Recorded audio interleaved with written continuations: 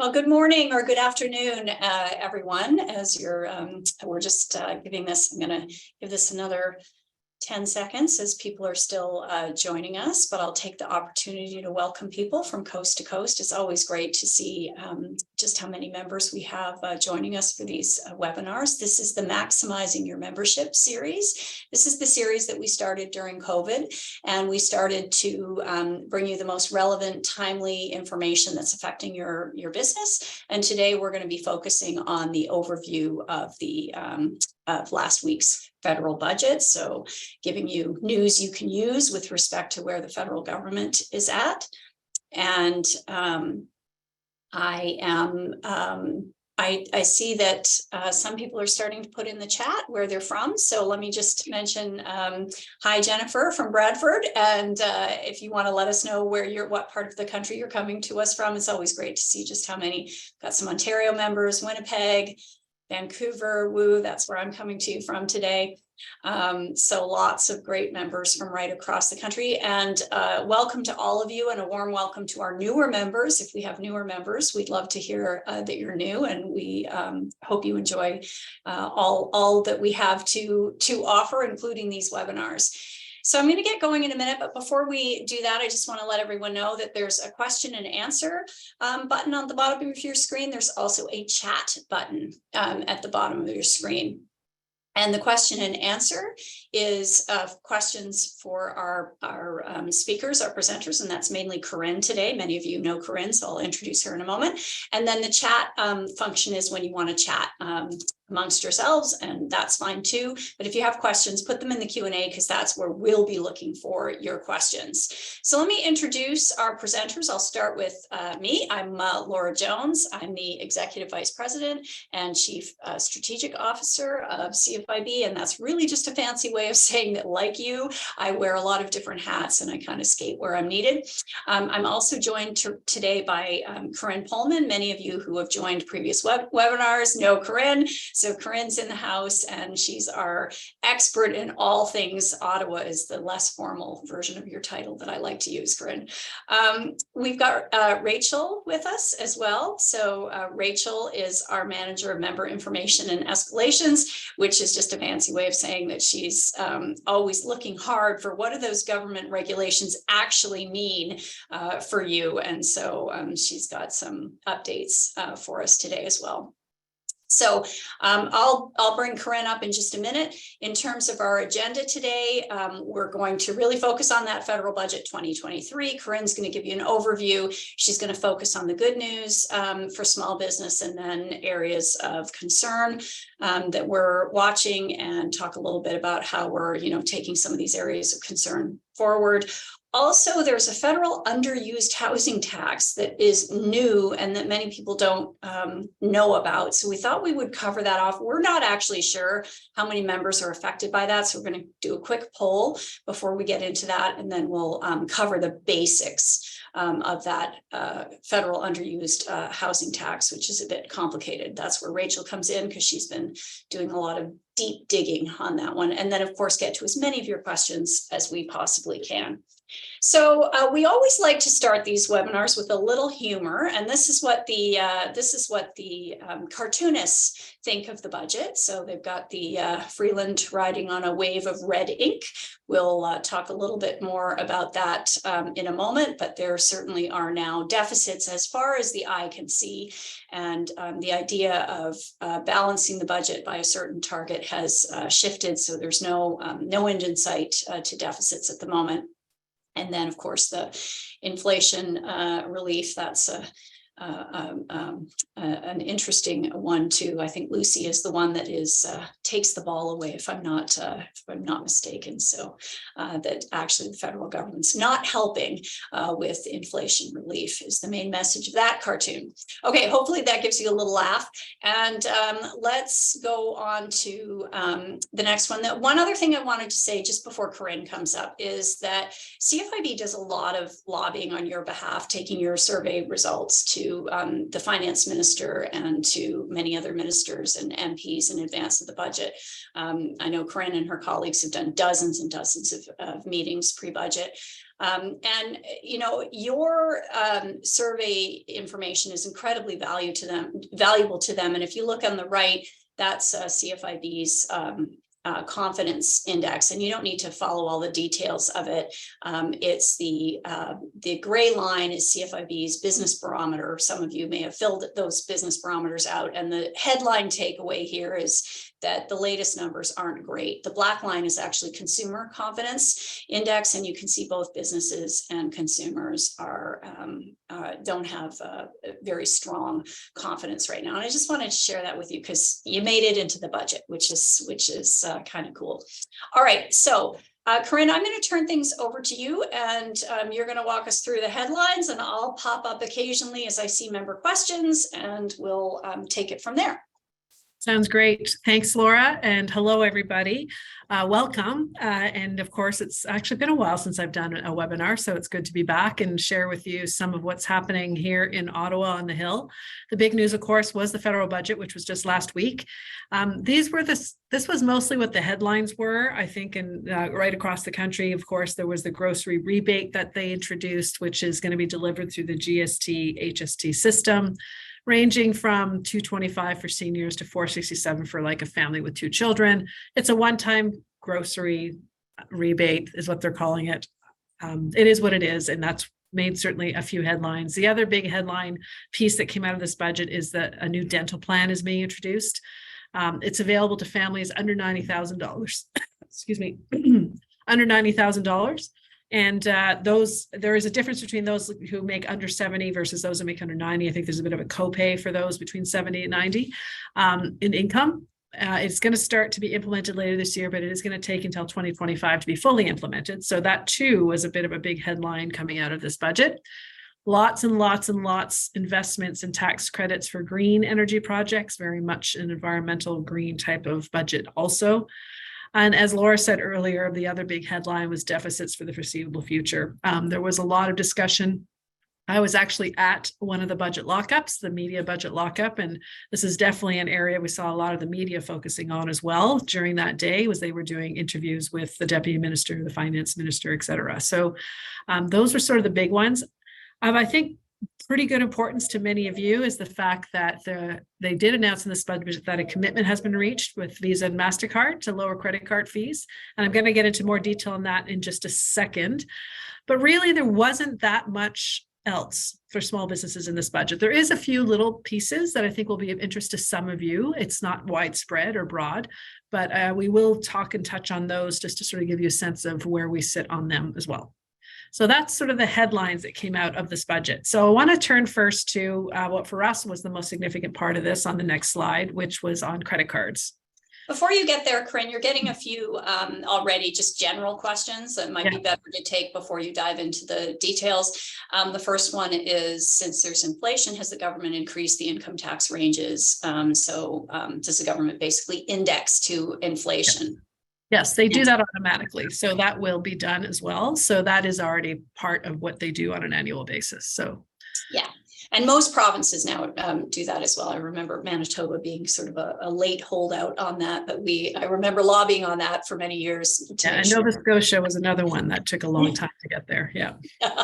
Yeah. Timothy's asking, will the recording be posted? Mea culpa, I usually say this at the beginning. Yes, and we will send the recording to you. We will send the deck to you. So don't worry if you're interested in getting that content, you will get it post webinar. Timothy, thanks for the question.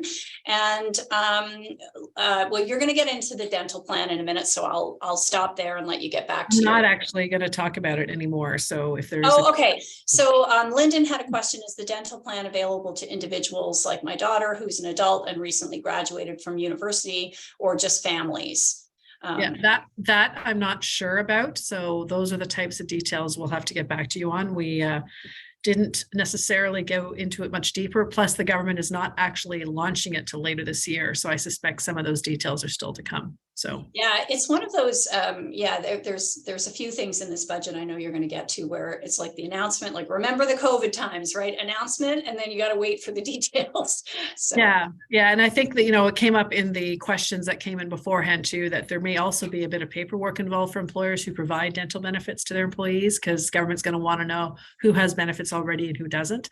So that's another piece we're watching to sort of understand better what that's actually going to look like. So that one too, we'll probably have more to share in the weeks and months to come. yeah, as they roll out the details. Okay, back to your regularly scheduled program here. Thank you. Okay, so just wanted to talk a little bit more about the credit card reduction, and just a quick reminder of what we've been pushing for. We've been doing a huge amount of work on this, pushing government, industry. We were looking for, a lowering of the total credit card merchant fee to no more than 1%. This is based on feedback from you through a survey that we did a few months ago, which basically showed that the majority want to see 1% or less as sort of the maximum they're willing to pay. We also wanted to make sure that e-commerce fees are kept low, and that's because they're quite a bit higher when you sell online. And of course, that's where a lot of the big competitors are too. So to keep sort of better competition, we need to keep those rates low too. And of course, we want to make sure that things like low-cost Interact debit and the code of conduct remain, and they don't disappear as part of this whole discussions that are happening. So those are the things that continue to be of most important to us as we work through what's actually going to happen. So on the next slide, here's what we saw in the budget. It's potentially good news. The thing is, why we can't say 100% for sure is because they haven't given us the details. All they've said is that there is a commitment secured between Visa and MasterCard and the government to lower these fees for businesses. And they did say that up to 90% of merchants will see credit card fees reduced by up to 27%. Again, we're not 100% sure what that means. We were doing our own calculations on the back of an envelope in the actual budget lockup to say, well, if the average rate is 1.4, a 27% decrease brings it around to maybe 1% is around that. So that's what we're sort of guessing right now, but that's all it said in the budget. They also said that it should save small businesses about $1 billion over 5 years. Their intent, though, is not to adversely impact credit card fees paid by other businesses. So anybody that's not part of the 90% should not see any changes in their fees. The next one is that they are, and this answers Amber's quick question, why is Amex not part of that? Well, because Amex is run slightly differently than Visa and MasterCard. And so they're not currently a part of this. However, in the budget, there is a line stating that they are expecting other credit card companies, we're interpreting that as Amex in particular, that they'll take similar action to lower fees. And that's certainly on our radar as well. So once we see what this looks like, we'll be right there pushing Amex to follow suit. I think it's only important that everybody be treated the same way, but they don't have the same level of oversight as Visa and MasterCard does by the federal government. And that's part of the reasons why.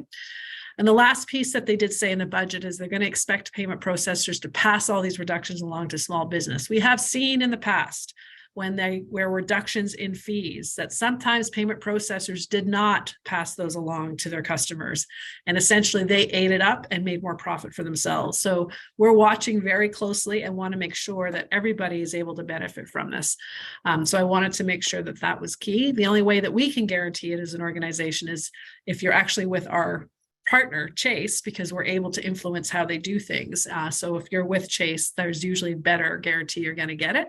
Most of the big guys usually pass them along, but we have seen instances in the past where even they didn't either. So unfortunately, we don't not yet know is how this is going to be applied, when it's going to happen, and who's going to benefit and who's not going to benefit. So we have some sense of some of this at this point, but nothing is actually set in stone. We were told actually at budget lockup that this should not take very long to be fully announced.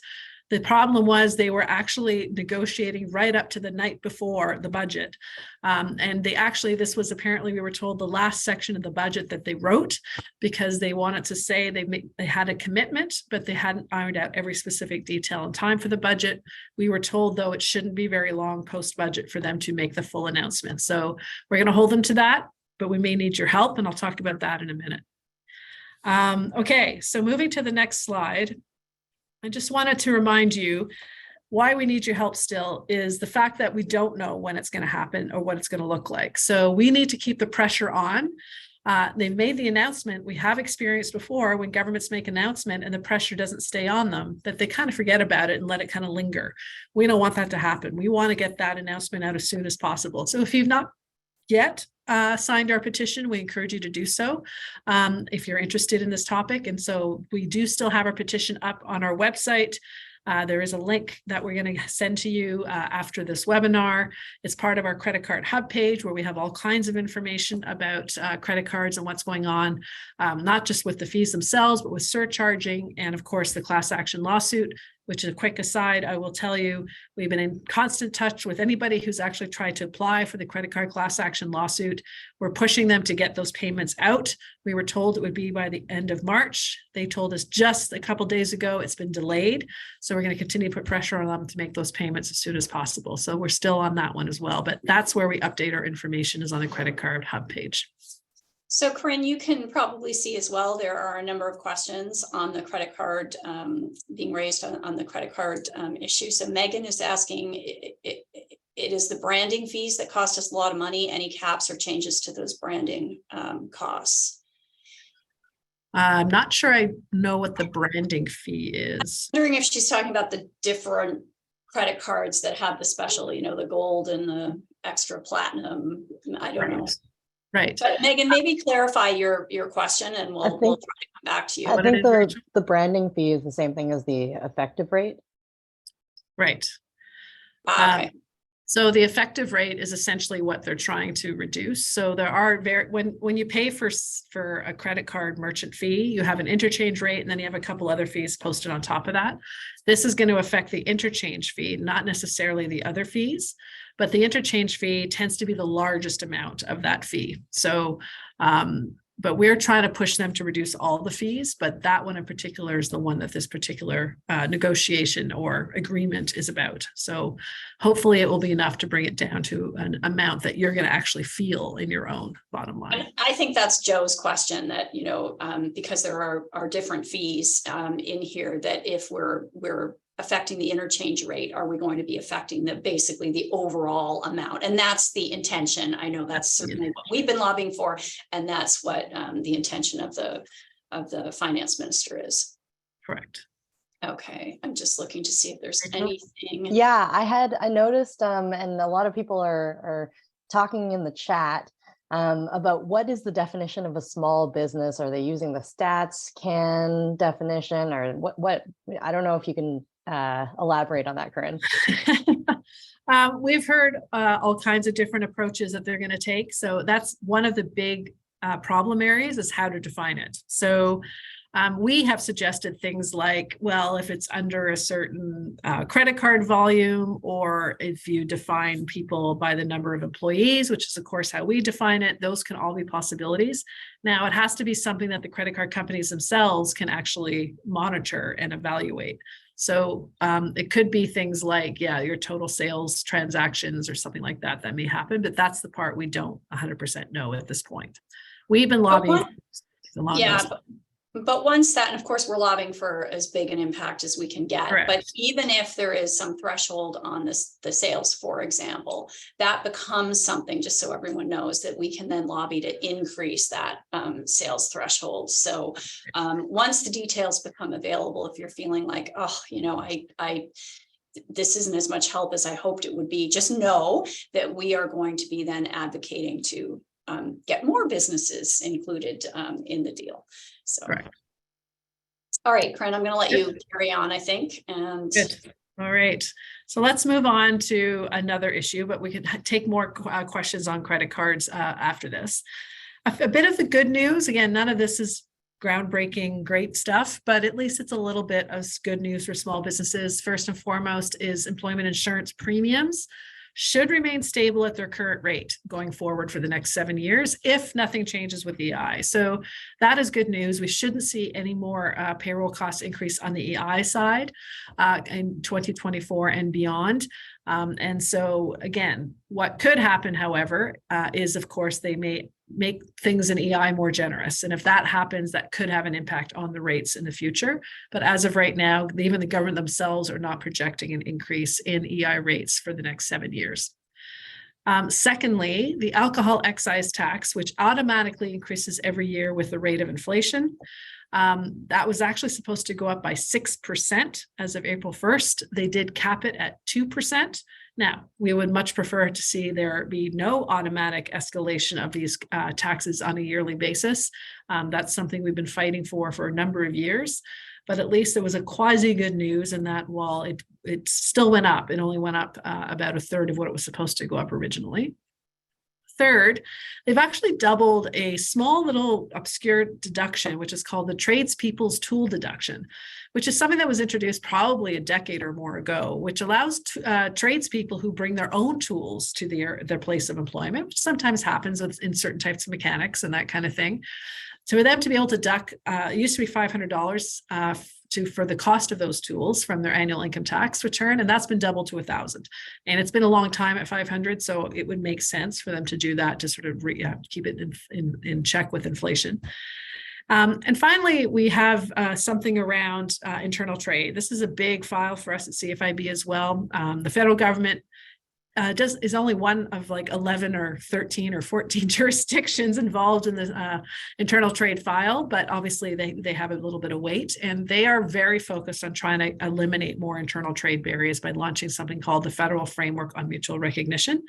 And Laura, you may have some things you want to say on that. Yeah, I'm not going to geek out on this too much because it gets a bit technical, but we've been pushing the provinces on the interprovincial trade side to mutually recognize each other's regulatory standards. And so, for example, if you are complying with Manitoba's workers' compensation rules, that would be enough for BC, unless there's a specific rule that is unique to British Columbia that then would be on a negative list to make it easier. And this comes up in all kinds of different areas. The one that we're also doing some work on is doctors, making it easier for doctors to move between provinces, for example. And some of the provinces are now sort of realizing that, oh, if you're licensed to work in one province, why wouldn't that be good enough for another province? So unless there's a good reason not to just mutually accept each other's rules, that we should do that. The alternative that a lot of governments try to work on is harmonization, where they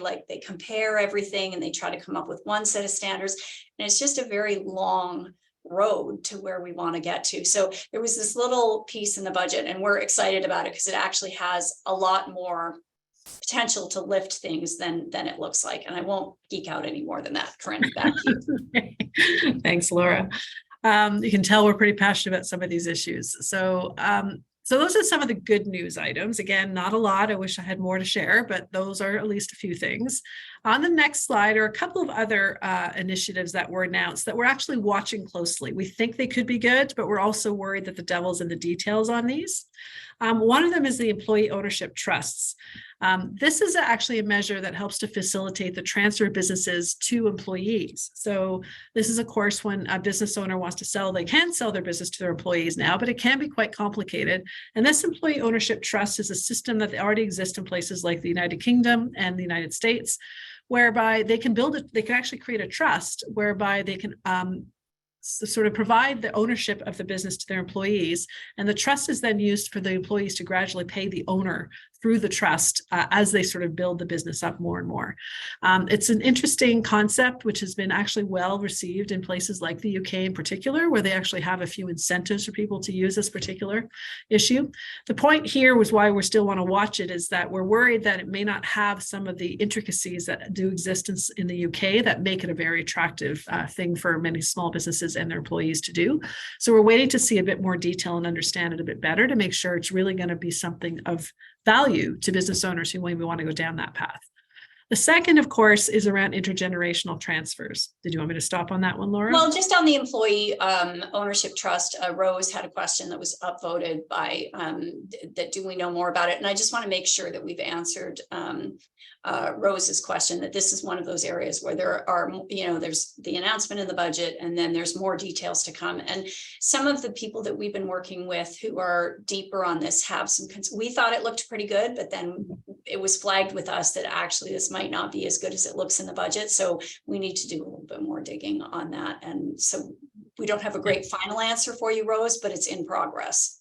Yeah, and I will also say, I mean, Rose, I think what you flagged too is this was actually announced last year in the budget and nothing happened. And they're sort of re-announcing it this year, but they actually do have a bit more detail. But again, these are very technical tax issues, and we really need to get better feedback from the folks that really dig into this stuff very closely. And so having had a little bit of feedback already, as Laura said, where they're saying we're not sure it's going to do what it needs to do, that's what I was trying to get at. So we're going to try and understand it a little bit better. And once we do, we'll certainly provide you with those details through our website, for example. And this is where Rachel comes in with her team to sort of make sure that we get that information to you that's relevant. The second piece, though, is also about transfers, but this is on the intergenerational side. So you may have recalled in the past that the government did pass a legislation that allowed businesses who wanted to sell their business to their children to be treated the same way as if they had sold those businesses to a third party from a tax perspective. That was passed back in 2021. It was under a Bill C-28, which is actually a private member's bill, and all the opposition parties voted for it. So the government had no choice but to accept it because it is a minority government right now. They did, after accepting it, say that they're planning to come back and do some updates to it because they felt it had too many holes and too many gaps to it. So we've waited since basically June of 21 for those updates, and they did appear in this budget. So our big concern is to make sure that the spirit of what that legislation was supposed to do, which is to make sure that if you want to sell your business to your children, you're not going to be treated any differently from a tax perspective than if you sold that business to a third party. Because usually in the past, prior to this bill, you would pay a lot more tax selling that business to your children than if you sold it to a third party, making it not very attractive to do so, which made no sense. So they did have more details about how they're going to make these changes, but this one too was very technical and one that we have to really get better understanding and do some digging with some accountants and tax lawyers to understand whether or not this is really going to be as open and easy for businesses to use as the previous version. The good news is this does not come into effect, this new version, until 2024. So if you are somebody who is looking to maybe sell your business to your children, the current law still applies until the end of this year. And so, which I believe will be a lot more flexible and easy for you to do that. So it's something that I think may be worth taking advantage of. It is something that if it's something that you're thinking about now, but again, we'll try to get more information as we understand what this will actually mean in practice come 2024. Okay. We'll go to the next slide.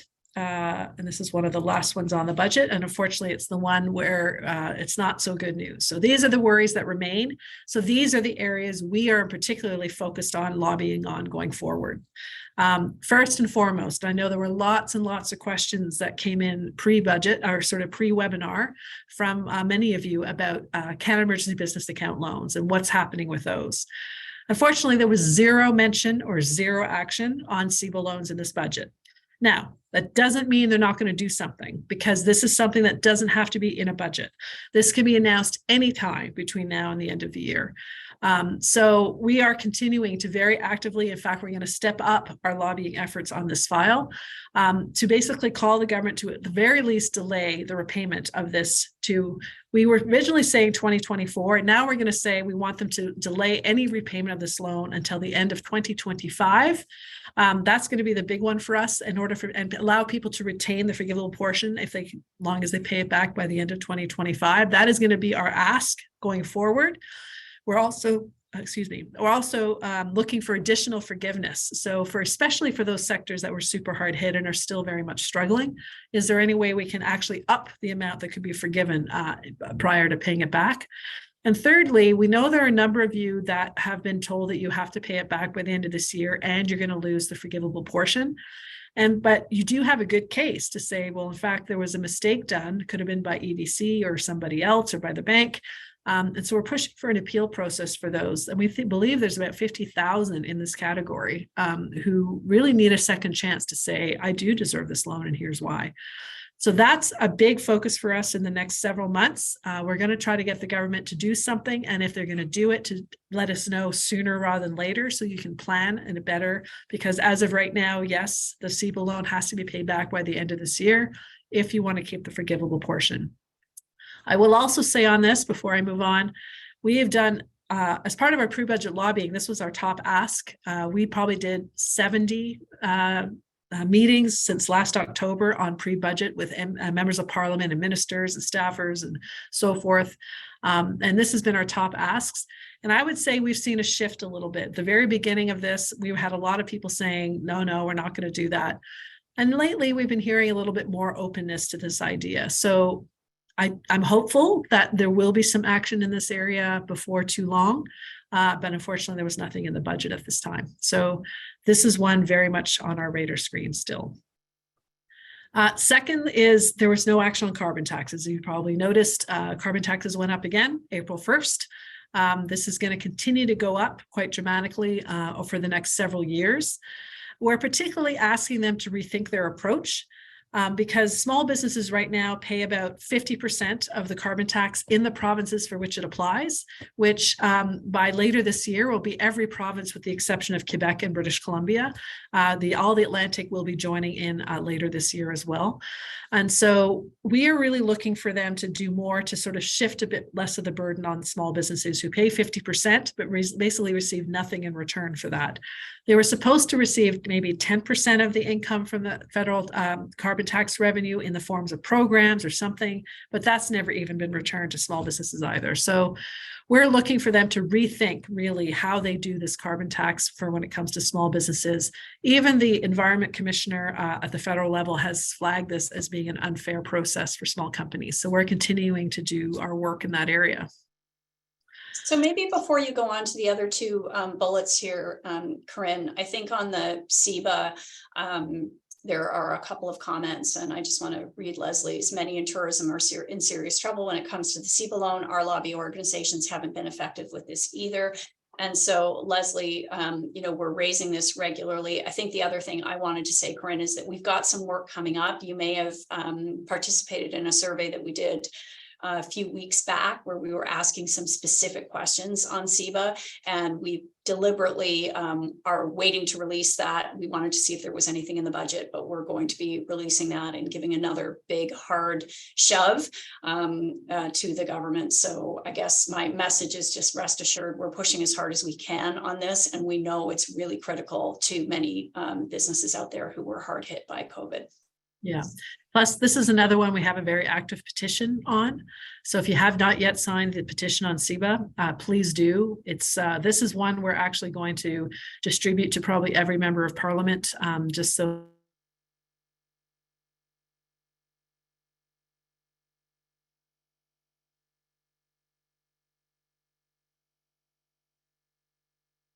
Uh-oh. It looks like we might have Corinne frozen. Rachel, is there anything you want to jump in maybe and take over on this slide?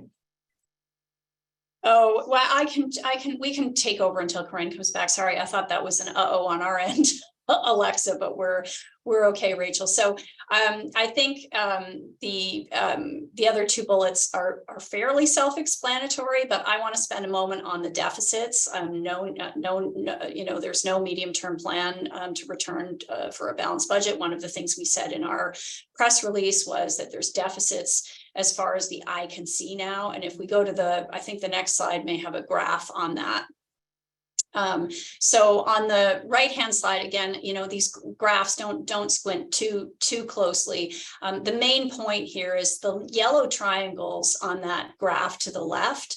Those are the fall economic statements. So this is just as of last fall where the government was projecting the budget to be. And you can see that by the time we get to 2026, 2027, we're into 2026, very close to a balanced budget. And by 2027, 2028, they were projecting a balanced budget.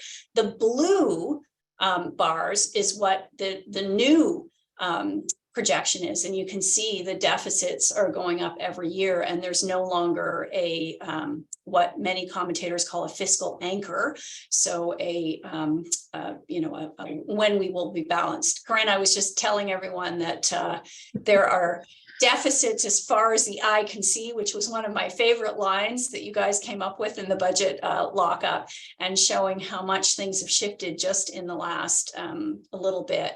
and the forecasts, the forecasts aren't great. There are a couple of notes there on the bottom. I didn't go through all of those in details, but this affects Canada's investment climate. And it also, if we go back to the first cartoon about inflation, government increasing their spending at a time when when the Bank of Canada is trying to kind of control inflation, those two things are working at odds with each other. And then I will let you pick it up from there. You might go back a slide because I didn't touch on the third bullet. One, yeah. Yeah. My apologies. Technology sometimes gets the better of us, and that's what happened here today. So back to the third bullet point, which is expensing provisions. So there are two provisions that were introduced over the course of the last few years. One is called the Accelerated Capital Cost Allowance, which allows you to actually write off not just, triple the amount of an asset that you may have purchased in the year of purchase than you would normally. So for example, and I'm just taking numbers out of the blue, if you build a building, it's got a 10% of depreciation rate in the first year, you can do 30%, for example. The other one is something called the immediate expensing. Immediate expensing allows only CCPCs or Canadian controlled private corporations, smaller businesses, to expense up to 1.5 million in the year of purchase. Both of these were temporary measures meant to stimulate capital investment during sort of coming out of COVID. So they've been in place for about a year or two now. They actually start to disappear at the end of this year. So this is still another full year of it, but after this year, they start to reduce them as in terms of their effectiveness and ability to be used in their full way. We feel like many of you who may want to use these are maybe not in a position yet to do that, because of course, these are investments you have to make, and that we need more time to have them out there. And I think in particular, immediate expensing could be something that we should potentially make permanent for smaller companies as a means for them to make more capital investments in their companies, especially for things like technology. This type of measure exists already in the United States, so it's also a competitiveness issue for us. So there was no action on either of these. The good news is they still are in place until the end of this year. So we're going to push for that going forward for the next little while. But both of these we think are good measures to help in stimulating businesses to make those capital investments. So those are the big worries at the moment. Laura already talked about the deficits in spending, which was on the next slide. So I won't go over that, but happy to answer any questions that we may have here. It is something we are worrying very much about as an organization, because we know, as maybe Laura said or not, that today's deficits are tomorrow's taxes. So we have to watch this stuff closely, because unfortunately it could mean not so good things in the future for many of us and many of you. So that's it for the budget piece. We wanted to bring up one other issue, which came onto our radar a couple months ago. And before we jump into it, we want to get a better understanding of how this would affect you. And so we're going to give you a bit of a poll. It has to do with whether or not you as a business or potentially as a partnership actually own residential property, because this could have an impact. So maybe, Alexa, can we throw up the poll and we can sort of get a quick feel from the group about whether or not, as a business owner, do you own a residential property as a trustee of a trust, as a partner in a partnership, or as part of a corporation? And if you could just answer that in the next few seconds, that would be great. So let us know, Alexa, when you have the results.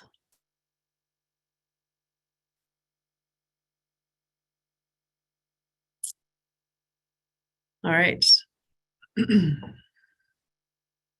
What do we have here? Okay. So about 26% of you do own some kind of property, and there's, I guess, 4% or so that aren't sure. Okay, so for you folks, we're going to do a quick rundown, because this could be, I think, something of importance to you. So yeah, Rachel's come up to help. We're going to sort of do this part together. But Rachel, this kind of came onto our radar probably about 4 months ago, but it's actually been around since budget of 21. So it's been a couple of years, but it's actually coming into effect this year. So I may just sort of mention it was originally intended, or is intended, to sort of tax foreign people or anybody who's not Canadian who owns property here but isn't actually using it that much. However, it's going to have a much broader impact than on those folks. So I'll leave it to you to sort of explain why, Rachel. Yeah, yeah. I mean, I think the big worry is that it actually may affect a few Canadians who will be required to file some paperwork. If you own a residential property as a trustee of a trust, a partnership, or a corporation, you may need to file a 6-page return for each of your residential properties. And whether you need to pay this underused housing tax or not, failing to submit this form by April 30th for the following taxation year would cause a late filing penalty, but which would normally be $5,000 for an individual or $10,000 for a corporation, could be a little bit more. But thanks to, and I'm going to give Corinne a little pat on the back here, thanks to some advocacy work that our team has been doing, for this particular year of 2023, for the filing of 2022, you have until November 1st, 2023 to file the UHT return, or make payments if that's necessary before any penalties or interest will be applied. And maybe talking about how this, for that 26% of you, might be a bit of a red tape exercise, just to say that, oh yeah, you have residential property, and you're required to file this 6-page return for every single one of them that you own. Yeah, so so some of you are asking about how you may own it as an individual. So it gets a bit more complicated around that piece of it, right, Rachel?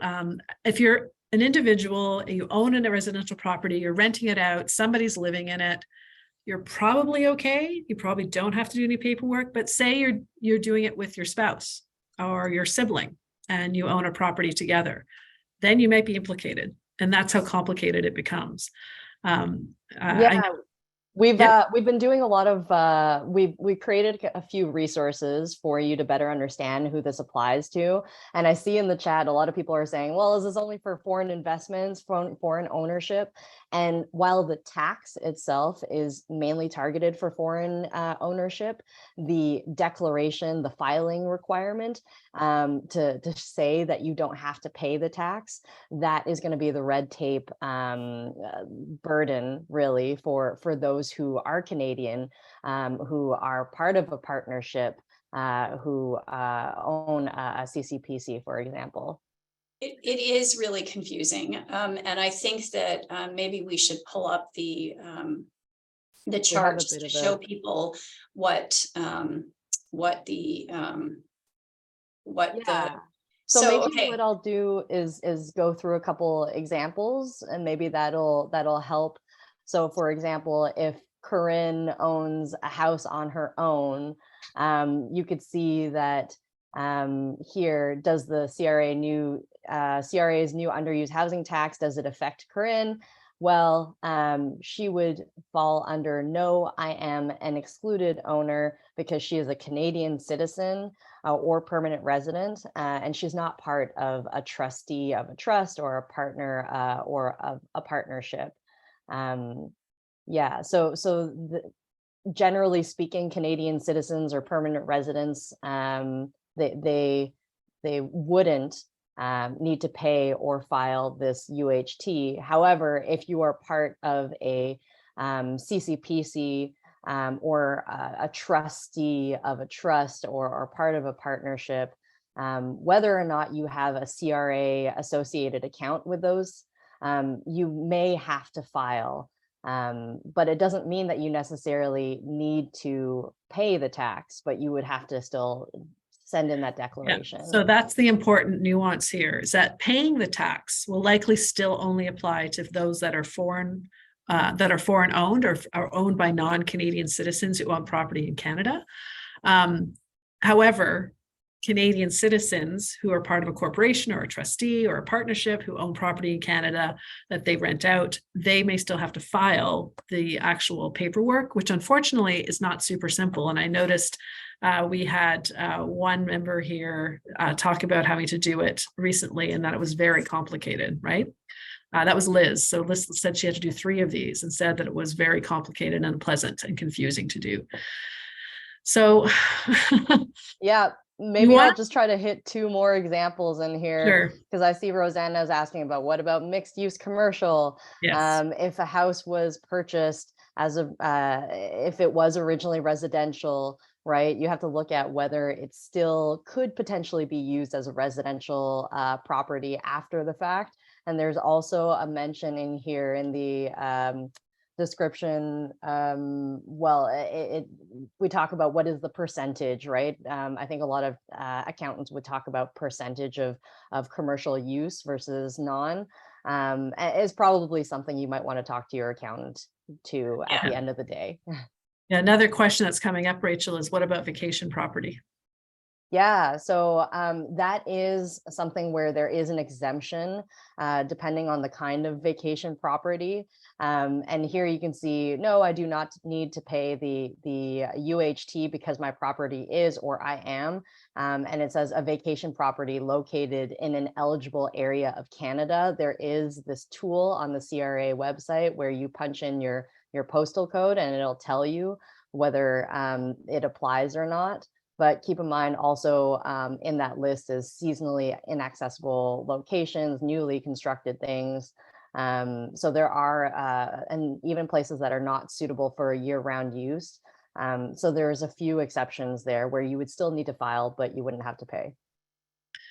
And Laura, I think you yourself have to deal with this right now in terms of vacation property that you own. So yeah, my mother just gave us her vacation property, but I have a sibling who, I have 3 siblings, and one of them is a US, is not a Canadian citizen. The rest are, and so trying to figure out whether we have to pay this tax, and it is a nightmare. And I can tell you that the vacation property, I'm not sure how well that CRA part of it works, because I punched in the postal code and it just said, you know, you may or may not have to pay.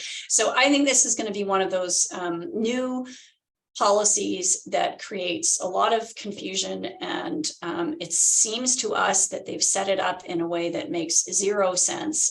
We're not sure why you would have to file if you don't have to pay. But we're going to be advocating on that and trying to push towards more clarity. So yeah, so the good news, if you can say there's good news on this one, is that we have been able to push off the deadline to submit. So there is now until the end of October to submit. So give us a call your accountant, go and do some homework because it's not simple. And I think there are resources out there. I did see some accounting firms already themselves saying they're telling all their clients to talk to them and help them through it. So good advice. Rachel and her colleagues can also help as much as they can, at least guide you in this right direction. We're also putting all this information up on our website, so it will be available there as well to help. But of course, we know there's going to be all kinds of questions that aren't being covered. So please let us know, because that also helps us from an advocacy perspective to push back on government to say how ridiculous this is, because frankly, it's absolutely ridiculous. So it makes no sense whatsoever to force all these Canadians to file these types of forms. it's a red tape nightmare. Red tape. Okay. Red tape nightmare. We'll nominate it for one of our annual paperweight awards. What a mess. Yeah. Okay, let's go back to the regularly scheduled part of this. So if we go back to, is this where we are on the upcoming?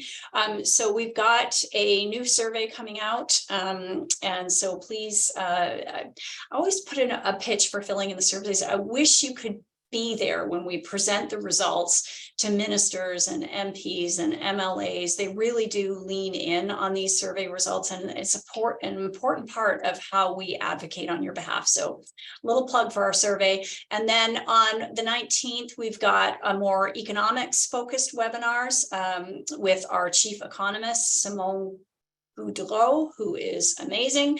And so you can register for that webinar. I think that registration process is open now, and he'll be giving an update. We're thinking that we're probably going to have him do one in the spring and one in the fall on a fairly regular basis. He did one last fall and it was pretty popular. Okay, and so we also want to give a plug. You know, we do 3 things for your business. We advocate for you. We've got our helpline, which you're welcome to call anytime. And then we get great savings and discounts. And for those of you who are not on Chase, there's a $400 credit for new customers that expires at the end of April. So maybe worth checking out. And as Corinne and I were talking pre-webinar, she said, you know, one of the things about being on Chase is you can be guaranteed that those credit card discounts that she talked about earlier will be passed on, because it's a condition of our partnership with them that they play well with small business. So that will be that's coming up. Look out for that. And then we just a reminder, since we have time, we've got your, you can call us anytime. There's our helpline. And these are just some tips for getting the most out of your membership. Check out our savings partnerships and fill in a survey. So you can follow us on social media as well. And I think that's what we've got other than questions. So I will pull Corinne and Rachel back up and see if there are any questions they want to answer. And I think we got through our content in record time. So were there any questions that you saw in the question pile that you wanted to make sure you hit before we? Yeah, I think I saw one that would be really good for you actually, Laura, from Thomas Noel, who says, what will be the tipping point for Canada in regards to our level of debt similar to 1993?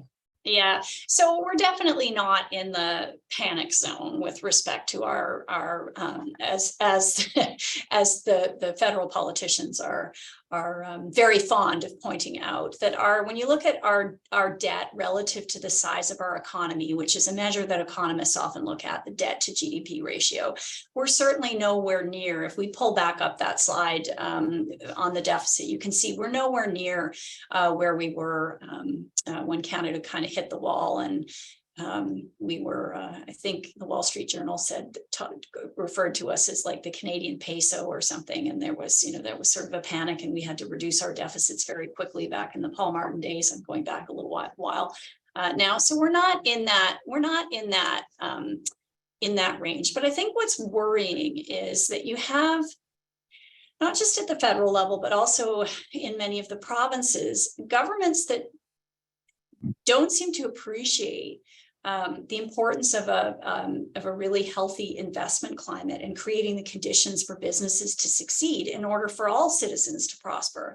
And, running deficits with no what they call fiscal anchor, or, well, when are you planning to balance the budget? And then continuing to shift that doesn't give people a whole lot of confidence in your economic management. So I'm kind of putting these things in a non-technical way.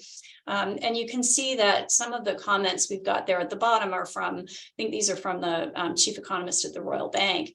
But, the debt to GDP ratio is falling to 40% at the end of the government's projection. But, there was a huge increase in the debt to GDP ratio during the pandemic, and they're really not making all of that back up. And so I know from a lot of our conversations, Corinne, they don't really get why deficits are an issue. Yeah. Well, and the one statistic that really struck me, and I mentioned to you this the other day, is that by 2028, the annual payment on Canada's debt will reach $50 billion a year. So that's just to make our payments on our debt. So by 2028, we'll be spending $50 billion a year just to pay down our debt. So it's a big number. And while the debt to GDP may be sort of becoming down slightly, over that time, the actual amounts, imagine being able to use that 50 billion for something else in terms of healthcare or many other initiatives that are important in this country. So that's something that really struck me as well. And that's what we're dealing with. Like, that debt has to get repaid, and that comes out of your taxes as well. The former premier of Saskatchewan, Brad Wall, had a great quote on deficits that I love, because I think it also kind of explains some of the challenges with this kind of thinking. Is that he said deficits are like potato chips. It's hard to eat just one. And so our members overall tend to want governments to balance the budget. And so we push for that. And that was really the way things were in Canada for a while, that the general public was well behind after the 90s, was well behind appreciated the need for balanced budget, but we've drifted off of that recently. And that 50 billion you're talking about, Corinne, what that means is for every dollar of government revenue raised, there's an amount that just has to go to paying the interest on that debt. And I think right now it's somewhere in the 12 to 13 cents range, and that would go up from there. So that's really the challenge. We're not in a panic zone, but we'd like to see the debt to GDP ratio falling faster and going back down to levels below 30%. Yes, for sure. I think it got answered, but I did want to say, I think it was Rita that was asking where to find the CFIB petition. So if you go to CFIB-FCEI on our homepage, there is a link right there to our CFIB petition. So if anybody else is interested, you should find it on the homepage. I just wanted to take a quick moment to do that. Many of the other questions seem to be around the UHT. So Rachel, I just wanted to bring this one up because I think it's coming up a little bit. It has to do with, is partnership a legal entity? This is Shane's question. Or would a husband and a wife own a rental property together be classified as a partnership?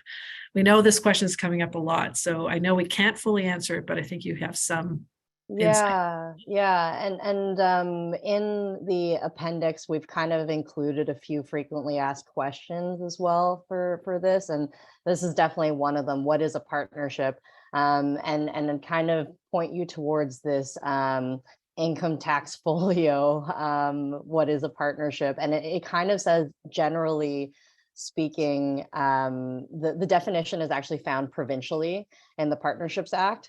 But that the three main points that CRA is kind of looking at is that that between two people, they are carrying on a business in common with a view of profit. So what we've underlined there is really what CRA will kind of be looking at. Some people have asked me, well, if I have real estate and I file that we are a partnership, does that decide that I'm a partnership or not? And CRA will say it's a question of fact. They have to look at your full situation, right? But generally, if you're identifying as being a partnership there, it would be kind of hard to say you don't identify as being a partnership. So just keep some of those things in mind, and hopefully that'll help you with your decision, or give us a call. Yeah. And I think, Janice, you pointed out that in BC, you have to declare that you do in fact live in your own home. That actually happens in many communities right across the country. Toronto does it, Ottawa does it. I know there are many places across the country that does something similar, but those are usually fairly simple, make an attestation that, yes, this is my home and that's it. This is not, you don't do this if you own your own home and live in it. It's your primary residence. It's not for that. It's if you own another residential property outside of your own that you rent out or you use as a second home or something. That's where they're trying to target. And that's why they're going after businesses and corporations and partnerships to see if they own some of these as well. We believe it's a silly and unnecessary paperwork exercise because they're really just targeting foreign owned property. However, for whatever reason, they've decided to expand it to include paperwork from these groups as well. And unfortunately, it's going to be complicated. I think Wanda had a really great question saying, is this also an information gathering opportunity for CRA? We did ask the question, right, Rachel? We asked CRA, do you know how many people this will affect or businesses? And they have no idea. So that's, I believe, one of the reasons they're doing this as well. Yeah. Well, I think they're going to get a lot of blowback on this one, including from us. So we'll be monitoring, and we'll probably give an update on this on our next webinar as well. But we're getting close to time, and I know everyone's time is valuable. So I just give it quickly over to you, Rachel, and then Corinne to say some final words very quickly, and then we'll close off the webinar. One thing that Teresa kind of mentioned that I thought we should kind of mention was about the credit card class action lawsuit claims. We've actually heard from the lawyers on that they are not dispersing those claim funds yet. So they are postponing that. So it is normal that you haven't heard anything yet from them. But just make sure that you've received that confirmation that your claim was submitted. Yeah, that's all I kind of have for that. And maybe Good just reminder, and we'll keep everyone updated on that too, good. through our e-news and through this channel, because we were pretty active on that one. Corinne. Yes, so I just noticed somebody was asked about the credit card petition. It is also on our homepage. So so both the CFIB petition and the credit card petition are on CFIB's homepage. So you can just go there quickly. Thanks again for your time. Of course, we're always here to answer any of your questions. We love getting your questions. We love getting your survey comments and responses. Incredibly important for our work. So thank you for continuing to do that. Well, as always, you say things so well, Corinne. So I'm just going to come in behind you and say, yes, thank you so much for, we love our partnership with all of you. We love doing these webinars, as you know, and we look forward to hopefully seeing you in a couple of weeks on the economic webinar. But in the meantime, don't hesitate to give us a call if you have further questions. And I know that unused housing tax is a little bit of a confusing mess. Sorry to end with that one. But we'll sort that through, and accountants are a good resource there, of course, and give us a call and we'll try and help as well, and we'll advocate to make it simpler. With that, I hope everyone has an amazing rest of the week, and we'll see you all soon. Thanks, everyone. We'll end the webinar.